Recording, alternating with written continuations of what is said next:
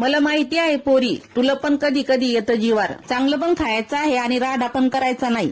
चाल बरं पोरी, बनव ही रेसिपी. पहिले तर वांग चर कापायचे, अख्खे मात्र ठेवायचे. कापले की लगेच पाण्यात टाकायचे. एक मोठा कांदा घ्यायचा, चर कापायचा, त्याच्यासोबत कोथिंबीर पण कापायची. कांदा कोथिंबीर एका प्लेट मध्ये काढा. सोबती त्याच्या शेंगदाण्याचा कूट, घाटी मसाला, हळद, मीठ, वरून टाका तेल. घ्या आता हालून, करा इकडून तिकडून. एक वांग घ्यायचं, त्याचं पाणी काढायचं आणि असा कूट आहे हे भरून घ्यायचा त्या वांग्यामध्ये. भरताना मात्र दाबून भरायचं म्हणजे मसाला बाहेर येणार नाही. आता गॅसवर ठेवा कुकर, त्याच्यात टाका तेल. तेलाच्या सोबती राई लागली नाचाला.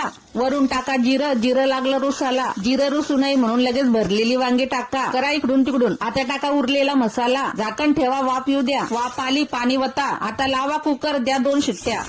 मारल्या 2 शिट्ट्या, काढा झाकण आणि बघा कशी फर्स्ट क्लास भाजी रेडी आहे. आता बघतेस काय पोरी, ठोक एक लाईक. ले येते जीवार तुला. झाली भरलेल्या वांग्याची भाजी, घ्या खाऊन.